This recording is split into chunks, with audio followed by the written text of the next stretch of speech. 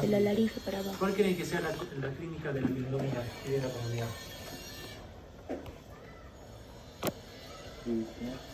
Disney, quizás ¿qué más?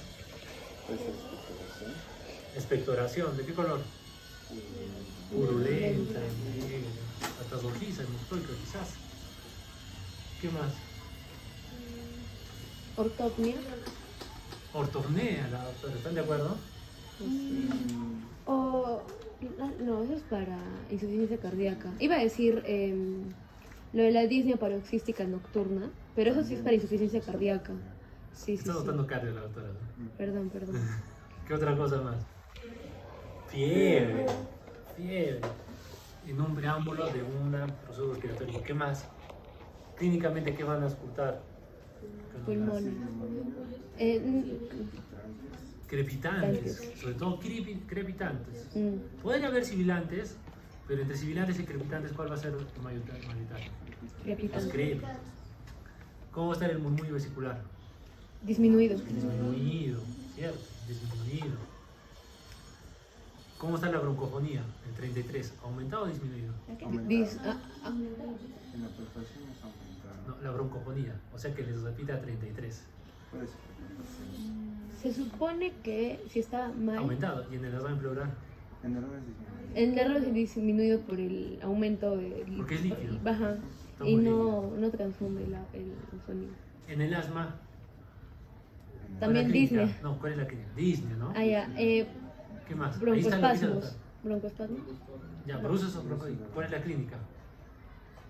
La Sibilancia. sibilancia. La sibilancia. Ah, ya. Crepitante, sibilancia. Las sibilancias. ¿Qué más? La tos. También va a querer abrir el bronquio como sea la persona. Y la TB. Sudoración nocturna. ¿Qué más? ¿Qué hace un momento? ¿En la TCB? Estamos hablando de la TCB. Sí, caquexia. Tos, ¿no? Tos de más de cuántos días. ¿Más de qué? Más de 15 días aproximadamente. Bueno, yo voy ¿no? 5. Puede ser que fibrosa, puede ser con rasgos hemoctóicos, baja de peso, ¿no? Pero si no hubiera tos, pero si hubiera baja de peso y hubiera fiebre nocturna, también podría ser un linfoma con síntomas de... O tuberculosis en otro lado del cuerpo. ¿Y con qué estaría asociada la TB en ese caso? ¿Con qué otra enfermedad? VIH. VIH. El VIH, ¿no? Pero no creo que baje de peso, no creo que tenga sudoración nocturna. Más va a ser otra clínica, generalmente relacionada al cuadro. Bueno, entonces las neumonías pueden definirse como una lesión inflamatoria pulmonar en respuesta a la llegada de microorganismos a la vía distal y parenquimal, ¿no? ¿Cómo se hace la confirmación? Con una radiografía de tórax antero posterior y lateral. ¿O no se necesitaría la radiografía? No, sí. Uno de sus compañeros me dijo que a su abuelita le diagnosticaron neumonía y el doctor dijo, no le hagas la radiografía, con los crépitos es suficiente. En este caso en particular, que habla de las neumonías. ¿No sería para ver cuánto es el compromiso O sea, pulmonar? sí debe haber radiografía. Y siempre una antero posterior y una localización, una también lateral. Eso sí se les recomiendo. Y les recomiendo porque eso me dijo un radiólogo. ¿Dónde está la neumonía acá? Al pulmón derecho. Derecho. Sí, esa Siempre manchita su blanca. izquierda de ustedes es la derecha del paciente. Y la derecha de ustedes es la izquierda del paciente, ¿no? Ahí el corazón. Pero cuando estén con las tomografías y las resonancias, ¿cómo se van a dar cuenta la izquierda y la derecha? Por el corazón, por el... Siempre hay una muesquita acá. Siempre. Una muesquita, como me lo hubieran cortado, como un semicírculo. Siempre en el lado superior derecho. Siempre esa muesquita tiene que estar para ese lado. Así va a estar en la posición correcta la tomografía o la resonancia. Para que pueda valorar derecha e izquierda. ¿Por qué puede tener dextrocardia? En casos atípicos. Terrible. O sea, Yo les digo la placa para que la puedan valorar, porque no solamente ponerla así como la pongo. Esa muesquita les va a ayudar a orientar. Esa muesca está en el lado En la parte superior derecha. No, en la placa. Ah, ya, De la placa. De la placa. O sea, del paciente sería la izquierda. Entonces, ¿qué le quiere decir esa mosquita? Que la placa la tienen que ver siempre con la mosquita para ese lado derecho, superior derecho. Ah, ya, sí. Siempre, siempre. Siempre tiene que estar ahí. Entonces, eso hace saber que toda esta parte es la derecha del paciente y toda esta parte es la izquierda del paciente. Ya. ¿Ya? Para que puedan ver. Estoy bajando todo. Ay, no. La neumonía arterial común es una infección aguda del parénquima pulmonar que se manifiesta por signos y síntomas de infección respiratoria de vías bajas que se presentan en pacientes no hospitalizados o institucionalizados, es decir, así, y que no hayan sido ingresados en un hospital en los 14 días previos al inicio de los síntomas. Si no, yo sería hospitalario. Hospitalario, intrahospitalario. Era hospitalario. ¿Cuáles son los factores más importantes de riesgo? La edad. No es lo mismo en un niño, digamos, en alguien menor de 2 años, a ver, otra vez. ¿Qué está pasando?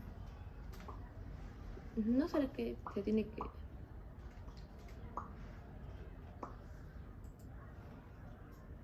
Está que se sale, se sale. Ay, Ya no me pasaba tanto de esto. ¿Y si se...? ¿O será el wifi? Tal vez. Conexiones. La conexión. Supuestamente son máquinas ¿Qué nuevas. internet usan aquí? Oye, hay cámaras. Nos observan. ¿Esa es una cámara? Hola. ¿Qué son las cámaras?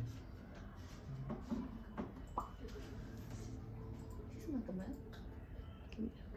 No sé si es una cámara. No será, vamos a reiniciar. Entonces, ¿cuáles son los factores más importantes? La edad, ¿no? Pero puede estar asociada a comorbilidades. Claro, ¿no?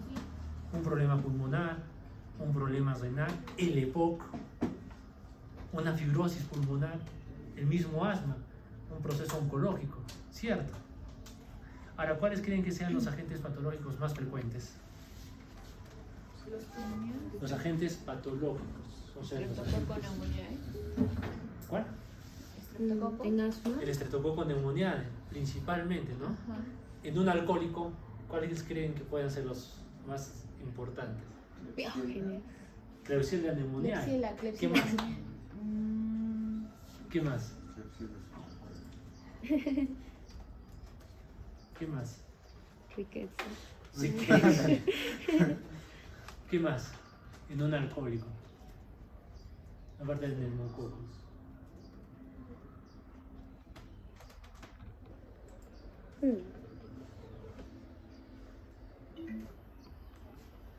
¿Qué más? Impacto.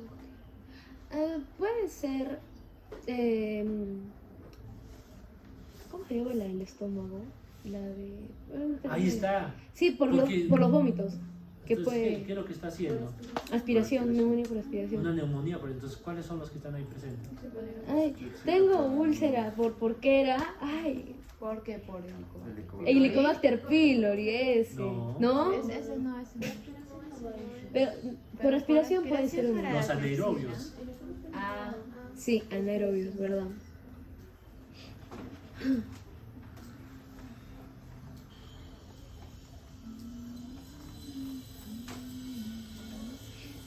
Sí, pues.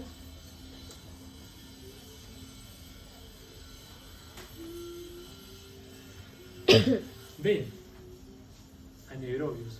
Y eso es importante porque el tratamiento antibiótico va a ser distinto. Bueno, no tan distinto, pero quizás deban agregar algo para los anaerobios. ¿Como cuál? Clindamicina, metronidazol. Es importante. Entonces, ¿cuáles son las generalidades? Que haya fiebre, malestar, escalofrío, diaforesis, mialgia, dolor de cabeza, cianosis, ¿no? En el trato respiratorio inferior hay que ver tos, dificultad respiratoria, disnea, taquinia, que puede ver severidad, ¿no?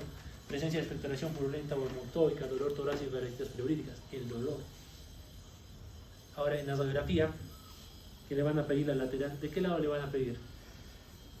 Si digamos el dolor pleurítico es en el lado izquierdo. ¿Una lateral derecha o lateral izquierda? Lateral izquierda, del mismo Está lugar. el dolor, ¿no? Porque unos me están diciendo, no, doctor, nos han dicho lateral derecha, pero es lateral derecha, vas a pasar todo el pulmón derecho, vas a pasar todo el mediastino y corazón, entonces así vas a llegar acá. ¿Cuál sería el sentido? Y se puede complicar ¿con qué? Con un fallo respiratorio, una sepsis y un shock séptico. ¿Cómo se diferencian los dos? Sepsis y shock. El shock séptico. Compromiso. ¿Cómo se diferencian? ¿De qué no entiendo? Sepsis y shock. La sepsis y el shock séptico. El shock séptico tiene una triada, que es coagulación intravascular Lo que dice diseminada. el doctor, o sea, es un fallo multiorgánico. ¿Y por qué eso no pasa en la sepsis? ¿Por qué no pasa eso en la sepsis? Sepsis no sería antes del shock séptico. ¿Están de acuerdo, doctora? Antes. Puede ser. ¿Qué se tiene por sepsis entonces? Infección generalizada. O sea, las bacterias, no consiguen las bacterias. Y el shock, Ya es que hay un compromiso hemodinámico. Sí, Y porque está provocando una hipoperfusión. hay disminución de la presión arterial o de la coagulación vascular O sea, intraabdominal. esos ya son etapas subsiguientes si no se trata. Porque quizás el shock cambios hipovolémico, metabólicos. el shock anafiláctico, el shock cardiogénico también pueda terminar con eso. Ujú. Les he presentado una escala del curso 65 donde se puede ayudar o diferenciar si estamos frente a una neumonía leve, moderada, severa. ¿Qué nos va a ayudar con eso? El tratamiento, si va a ser ambulatorio, si va a ser hospitalizado o va a ser en la UCI. Pueden haber más, ¿no? Pero este es un ejemplo, ¿no? Donde ve el estado de conciencia, la uria, la edad, ¿no? ¿Dónde está la neumonía acá? Lado derecho. Lado derecho. ¿Cuál es el lado derecho? Allá. Bien, entonces dice el lado derecho con la mano. ¿La derecha del paciente o la izquierda? Esta es la derecha del paciente. La derecha, ¿no? ¿Y esto qué es? Diafragma. Diafragma. ¿Esto cómo se llama? Sí. ¿Sí? Ángulo. Seno costodiafragmático, ¿no? Si derrame pleural, ¿cómo estaría todo esto? Sobre todo el seno costodiafragmático. Planito. Depende, ¿no? Si está parado, va a ver una línea. Y no se miraría. No sé. ¿Y si está echado? Se correría todo. Entonces no se Sí. podría valorar bien. Ah, sí. Ujú. Eso cometieron el error, evidentemente. Entonces, estas son las diferencias de una neumonía adquirida en la comunidad típica de la típica. Por ejemplo, diagnósticos diferenciales. Fiebre mayor de 39 grados de aparición brusca, en la más frente a la típica. Dolor pleurotorácico o epigástrico, normalmente en la típica. Auscultación focal, crépitos, disminución del movimiento vesicular o soprotubárico. Un hemograma con mayor de 12.000 o una neutrofila mayor a 6.000. Radiografía de tórax con zonas de consolidación, ¿no? Miren la zona de consolidación, a diferencia de una atípica. Que son como telarañas. Algodonosa, pero casi se ve hasta normal. Ajá. ¿Cuáles son los criterios? Si saca 3 o más, típica. Si es 0 o 1, atípica. Y si es 2, quizás todavía estás en dudas si esté para origen atípico o típico, ¿no? Entonces tu tratamiento empírico debería ser bacterias comunes, que podría ser la ceftriaxona, la amoxicilina clavulánico o una quinolona, asociado a un macrólido. Los macrólidos van bien, como digo, para el micoplasma neumonía, clamida neumonía, biogenera y algunos virus. Y si son virus, y sospechan que es virus, pues ¿cuál sería el primer virus a descartar? Ahora, en este momento, hoy día 20 de marzo. COVID. Influenza. Influenza. Yo pienso influenza, Influenza. más que COVID. Ya las neumonías por COVID yo ya no veo, no escucho. Cuando voy a emergencia, ya no escucho decir neumonía por COVID, o a veces a los residentes, no, siempre se escucha. Cuando voy a medicina, ya no escucho. Pero sigue estando la influenza. O como esos casos de tos ferina, ¿no? Todavía en Cusco. Bueno, el tratamiento que les decía. Ay, no sé, dice que es nuevo, pero... Y el asma. El asma es una enfermedad inflamatoria crónica en la vía aérea en la que intervienen numerosas células inflamatorias como eosinófilos, mastocitos, macrófagos y linfocitos. Como ustedes saben, a liberar interleuquinas. Ya las han visto en inmunología con el doctor Wampi, que en paz descanse. Y van a volver a saber nuevamente, porque si hay producción de prostaglandinas, ya van a saber que los AINES pueden aplacar estas prostaglandinas. Si hay liberación de leucotrienos, pues hay un montelukast que lo puede aplacar, ¿no? ¿Cierto? Pero ahí viene la duda y lo que les dejo para buscar. ¿Podrán los AINES darse en asma? Se los dejo para que lo busquen. Y de esta clase a la subsiguiente, cuando exponga el grupo, responda a la pregunta. Ay, justo ayer. Después... Ya, porque eso nos dijo hoy día ayer mi doctor de semiología. ¿El por qué? ¿Qué nos está pasando? Era... La inflamación crónica. Mejor léanlo y confirmen. Sí. Hagan lo que dice Mafalda. Vean y léanlo. y revisen los artículos referentes a esto. Y busquen la fisiopatología exacta, por qué no se debe dar AINES. ¿Cuál es AINES? Ya conocen diclofenaco, ketorolaco, ibuprofeno, naproxeno, ¿no? ¿Por qué no se debe dar ketoprofeno a un paciente asmático? Y quizás por qué sí el paracetamol o la andalgina, que es el metamizol. Solamente así, sin necesidad de que revisen farmacología, todavía que no hayan revisado farmacología, ¿no? No lo hayan hecho. Porque esto lo van a hacer creo que a final de tercera fase, ¿no? O segunda. Ya no sé, porque cada vez que les preguntan, ¿he hecho AINES? No, doctor, ¿he hecho AINES? No, doctor, seguimos en farmacodinamia, farmacocinética. Pero vayan adelantándose un poquito, y ahí con eso van a poder conocer un poco, ¿no? Y con eso van a poder entender también la inflamación. Bueno, la inflamación crónica produce un aumento de la respuesta bronquial que provoca episodios recurrentes de sibilancias, opresión torácica y dificultad respiratoria, ¿no? Estos episodios pueden ser leves, moderados o severos, ¿no? La crisis asmática. Si les viene un paciente con crisis asmática, ¿qué deberían hacer? ¿O qué han escuchado que se debería hacer? O sea, un broncodilatador, porque lo primero es un broncoconstricción. Si hace un broncoespasmo, hay que dilatarlo, broncodilatarlo, ¿cierto? Y uno de ellos es el salbutamol, un beta-2 adrenérgico, ¿no? Hay un edema e inflamación de las vías aéreas, entonces hay que desinflamar. Y ahí son muy buenos los corticoides. Solamente que si viene una crisis asmática, pues no lo vas a hacer nebulizar, ¿no? ¿Qué le vas a hacer? ¿Cómo le vas a dar? ¿Cómo se lo vas a aplicar? En la vena. En la vena. Y ahí viene la otra pregunta.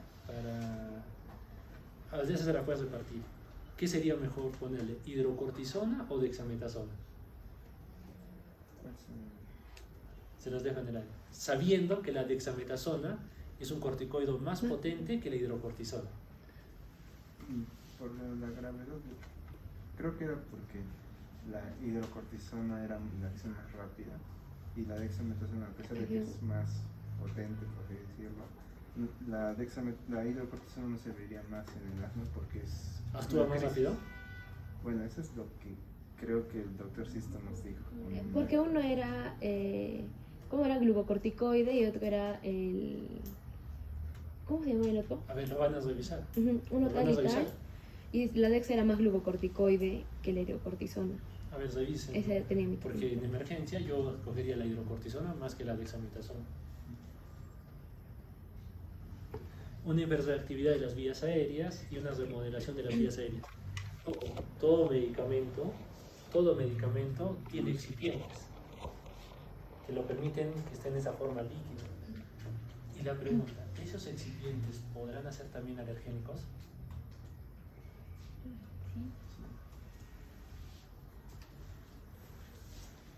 Se los dejo. Eso me lo enseñó un pediatra, el doctor Beltrán, cuando les enseñé. Si es que sigue enseñando. Linfocitos B, eosinófilos, mastocitos, macrófagos, leucotrienos, histaminas, prostaglandinas, ¿no? Y todo eso provoca la reacción alérgica. ¿Y qué es lo que lo puede desencadenar? Alergenos medioambientales, ¿no? El polvo, el pelo del gato, del perrito, peluches, aire frío y seco. Antes en Arequipa se decía que era bueno para el asma, pero ya no. Acá vienen como crisis. Infecciones, eso puede desencadenar.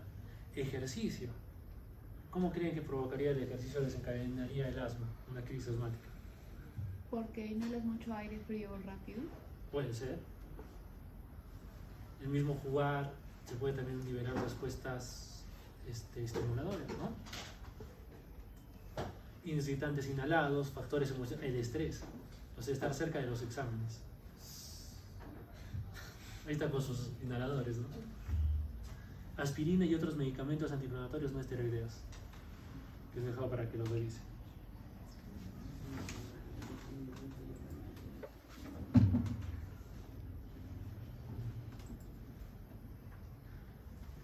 ¿Tienes a un mejor amigo perruno? Limpia sus desastres con Clorox 5 en uno que limpia, desinfecta, elimina olores y mucho más. Esos son los locos.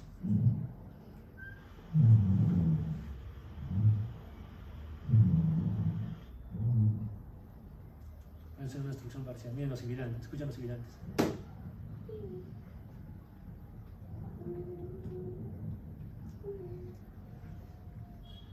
Parecen los brillantes. de las ballenas.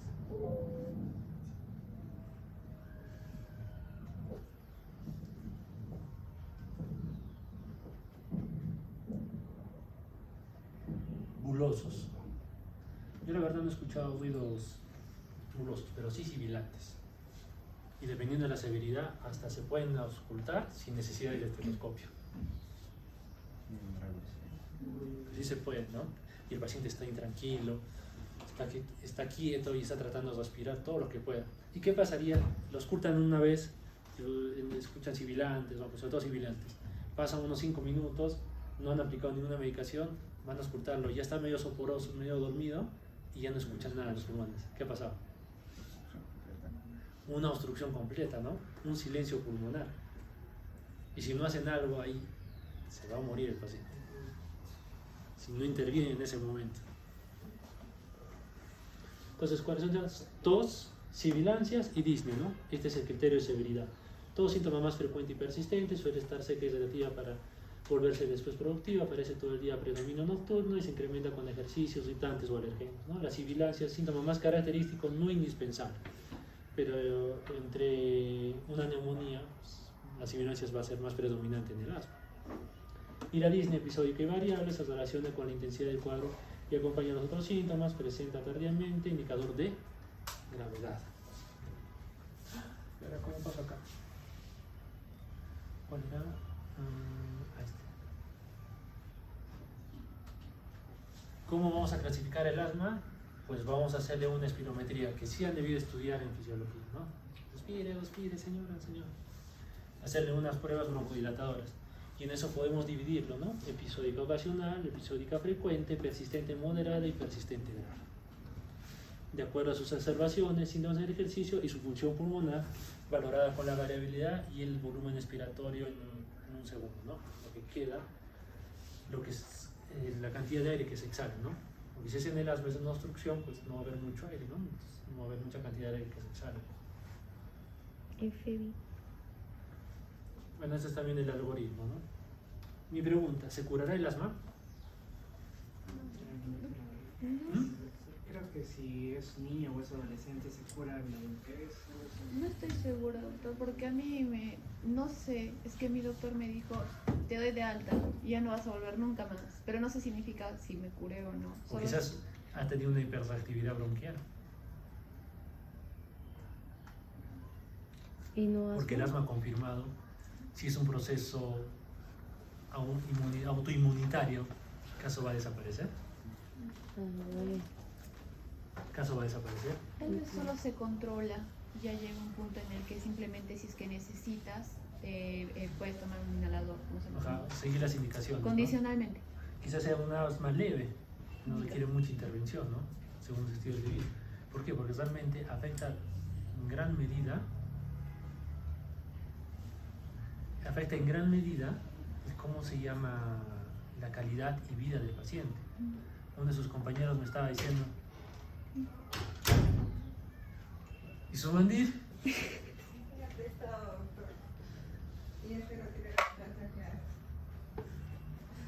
¿Cómo se llama? Uno de sus compañeros de ayer me decía que era asmático y no podía jugar. Después de su tratamiento pudo retomar el juego, pero con su tratamiento, ¿no?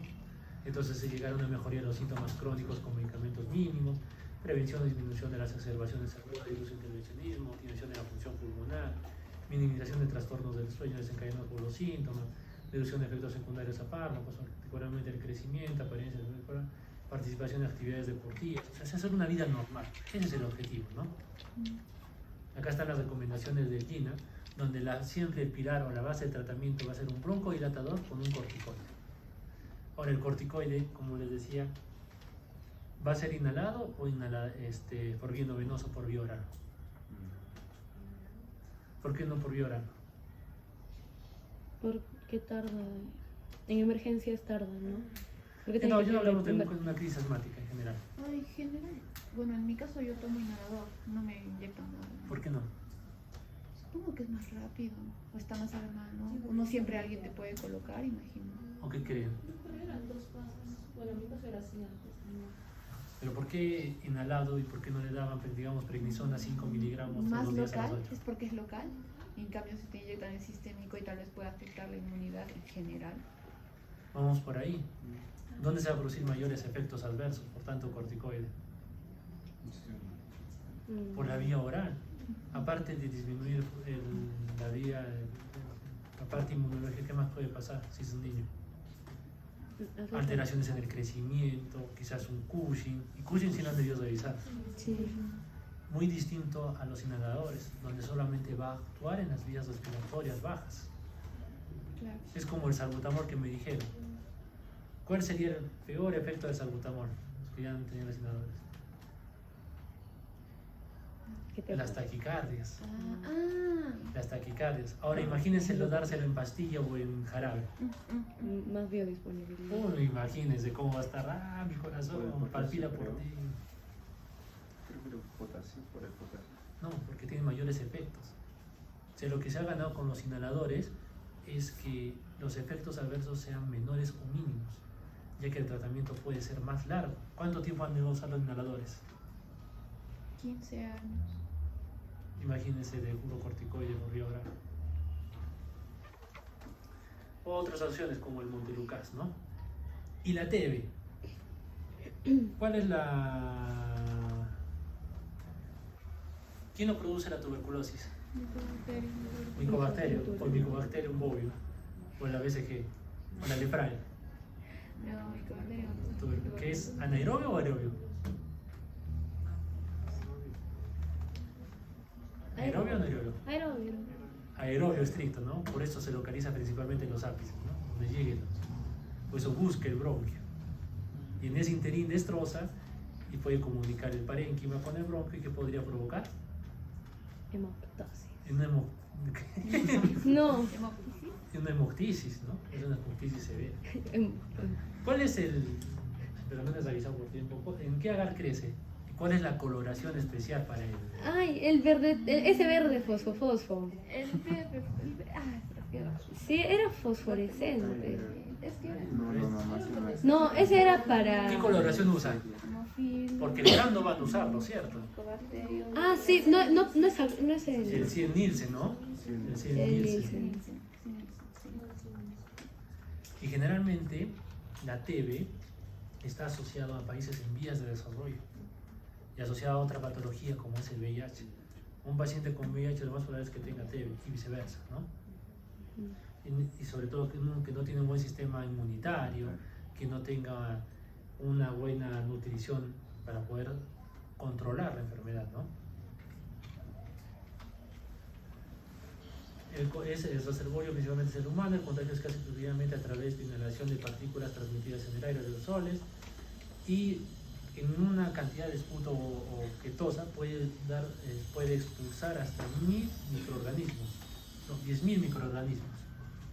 Ahora se dan cuenta que los programas o en los cuartos de pacientes con tuberculosis, ¿por qué están aislados?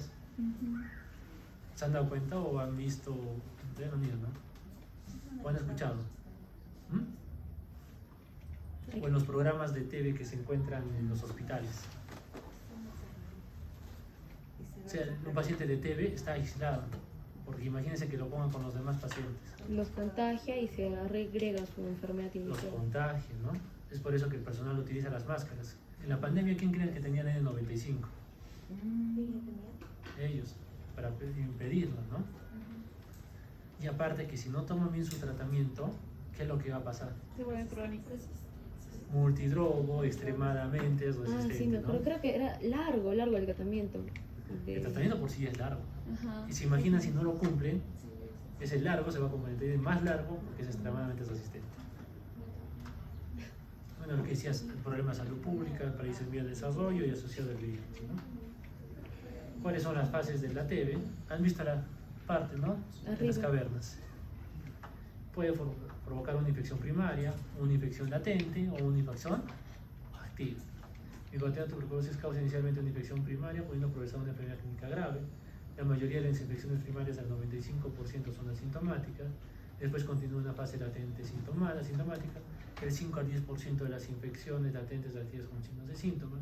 La infección no suele transmitirse en el estadio primario y no contagia en fase latente. registro, dice. Pero quizás pueda tener un pródromo de algo sencillo, ¿no? Un poco de tos, fiebre, fatiga, algo inespecífico. Pero cuando ya está activa, fiebre, baja de peso, sudoración, tos persistente y puede ser hemoctólica, ¿no? Puede acompañarse de un examen pleural. Y si es asociada al VIH, lo dice la doctora, puede haber una tuberculosis extrapulmonar. Ujú.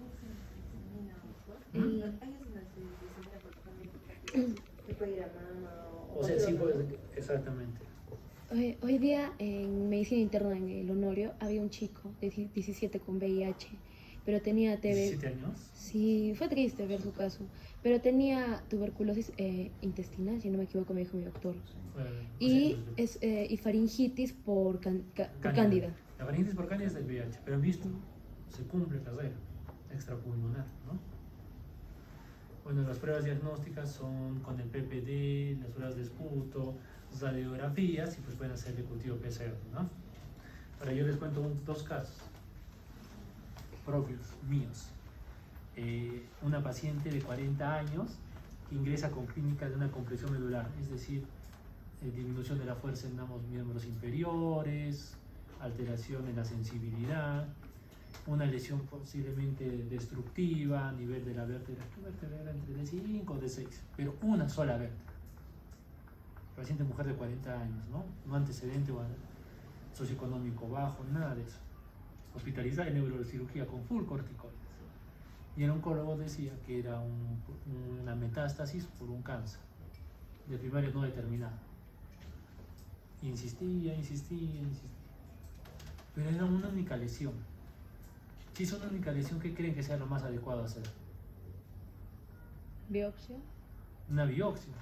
Entonces entra, estabiliza esa vértebra que está alterada y pues saca la biopsia. ¿Y qué creen que salió? TB. BK positivo. TB en la biopsia de la... Bacilo de Koch positivo. ¿Cómo se llama la enfermedad de la columna de la tuberculosis? ¿Mal de pot? El mal de Pot. Otro. Mal de pot. Vale. Por eso les digo que los exámenes auxiliares siempre tómenlo con pinza, porque este es un caso... El primero que les dije lo había en la residencia, o sea, es verídico ese caso. Y el otro ya como asistente. Viene un varón con dolor de cabeza, le hacen la resonancia magnética y la tomografía, y en la resonancia sale lesiones compatibles con metástasis en todo el cerebro. Unas 3, 4 lesiones que provocaban la clínica. Y la tomografía full de adenopatías en el mediastino, tal como ven allá. Está en las cavernas. Ven la flechita, ¿no? Miran la tomografía en el corte coronal. Esa parte donde está señalando la flechita, ¿cómo se llama anatómicamente? Que está encima del corazón. Foco aórtico. Me han dicho al comienzo. ¿El medias? Sí. El mediastino. Ven esa adenopatía. Si la logran ver, ¿no? Esa masa. En el caso que les digo tenía full adenopatías. Full. Pensaron en un linfoma. Entonces, y una de las lesiones estaba muy cerca al cráneo. Entonces, ¿qué era lo lógico hacer? Una biopsia a cargo del neurocirujano, que lo vio inicialmente. Entran a la sala y ¿qué creen que salió? Tuberculosis. Primaria del sistema nervioso central. Cuando una resonancia te decía que era compatible con metástasis y querían que le diéramos tratamiento. ¿Se imaginan? Las adenopatías hasta pensaron que era linfoma. Por esto. Es por eso que la tuberculosis la consideran como la gran disimuladora de enfermedades. La copiona. La TB también. La Copiona. TB. Mira, la TB, si tú ves esta adenopatía, ¿qué pensarías en mediastino? Linfoma. Claro. En el cerebro, ¿qué pensarías? Y por la resonancia, metástasis. Hasta decían, yo pensaba que era satélites de un glioblastoma. Por eso les digo, a veces los exámenes auxiliares, en vez de ayudarte, te pueden confundir más. Y ese es el tratamiento. 6 meses de tambutor, piracinamida, isoniazida y rifampicina, ¿cierto? Sí. con todos sus ganas habido y por haber. Ahora entienden por qué el paciente con TB abandona. Las estrategias son de que alguien tiene que ver que tome la pastilla. Toma la pastilla, pues algunos lo citan ahí en el hospital, la enfermera, toma, dicho que tomes, toma, toma. ¿Por qué? Las pueden esconder. Antes por eso no los dejan entrar ahora porque son extremadamente resistentes. En mis tiempos sí he logrado entrar a ver a un paciente con tuberculosis. He logrado. Y levantaban la chata y ahí las pastillas debajo. Levantaban la almohada, las pastillas debajo. Levantaban la charola de la comida, las pastillas. Porque no quieren, ya se aburren. Ay, pero Seguro una gastritis. Y estar tomando y acordándose, ay, que tienes que tomar la pastilla, ay, que tienes que tomar la pastilla. Y el problema es que crean la resistencia, esto ya no les va a hacer efecto y tienen que migrar a otras pastillas que van a ser peores. Y terminamos con las disculpas del caso de la máquina. ¿Qué dijo? Espirulina.